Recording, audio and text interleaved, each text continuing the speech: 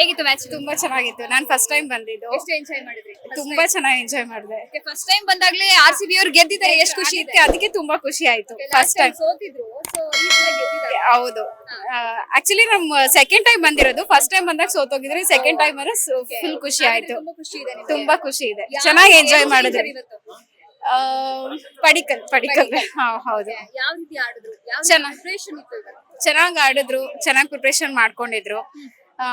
ಸೋತೋಗ್ತಾರ ಅಂತ ಅನ್ಕೊಂಡಿದ್ದೆ ನಾನು, ಬಟ್ ಫೈನಲಿ ಗೆದ್ರು. ಸೋತೋಗ್ತಾರಂತ ಅನ್ಕೊಂಡ್ಬಿಟ್ಟಿದ್ದೆ. ಹೌದು. ಯಾಕೆ? ಲಾಸ್ಟ್ ಅಲ್ಲಿ ವಿಕೆಟ್ಸ್ ಗಳು ಬೀಳ್ತಾನೆ ಇತ್ತು. ಸೊ ಲಾಸ್ಟ್ ಕುನಲ್ ಪಾಂಡೆ ಬಂದ್ರಲ್ವಾ, ಆಮೇಲೆ ಇನ್ನೊಬ್ರು ಯಾರೋ ಬಂದ್ರು. ಸೊ ಇನ್ನಾದ್ರೂ ಖುಷಿ ಆಯ್ತು. ಯಾವ ರೀತಿ ಕ್ರೇಜಿ ಆಗಿತ್ತು ಸ್ಟೇಡಿಯಂ ಅಲ್ಲಿ ಇವತ್ತು? ಫುಲ್ ಕ್ರೇಜಿ ಆಯ್ತು. ಫುಲ್ ಇವತ್ತು ರಾಜ್ಕುಮಾರ್ ಅವ್ರ ಬರ್ಡೇ ಬೇರೆ ಇತ್ತು. ಅವ್ರ ಸಾಂಗ್ಸ್ ಆಡಿದ್ರು, ತುಂಬಾ ಚೆನ್ನಾಗಿ ಚೆನ್ನಾಗ್ ಆಡಿದ್ದಾರೆ. ರಾಜ್ಕುಮಾರ್ ಬರ್ಡೇ ಇತ್ತು, ಮತ್ತೆ ಸಚಿನ್ ತೆಂಡೂಲ್ಕರ್ ಬರ್ಡೇ.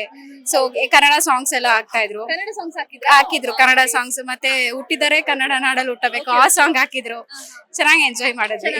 ಚೆನ್ನಾಗಿತ್ತು. ನೆಕ್ಸ್ಟ್ ಮ್ಯಾಚ್ ಇಲ್ಲಿ ಇರಕ್ ಆಗಲ್ಲ, ಯಾಕಂದ್ರೆ ಚಿನ್ನಸ್ವಾಮಿ ಸ್ಟೇಡಿಯಂ ಅಲ್ಲಿ ಇದು ಕೊನೆ ಮ್ಯಾಚ್. ಸೊ ಎಷ್ಟು ಖುಷಿ ಇದೆ, ಎಷ್ಟು ಬೇಜಾರಿದೆ?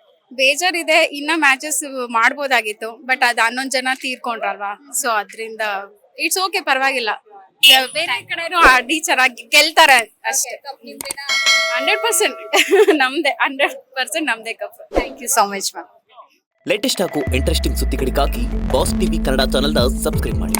ಹಾಗೆಯೇ ಬೆಲ್ ಐಕಾನ್ ಪ್ರೆಸ್ ಮಾಡಿ. ಇದರ ಜೊತೆಗೆ ಫೇಸ್ಬುಕ್, ಇನ್ಸ್ಟಾಗ್ರಾಮ್, ಎಕ್ಸ್ ನಲ್ಲೂ ಮಿಸ್ ಮಾಡದೆ ಫಾಲೋ ಮಾಡಿ.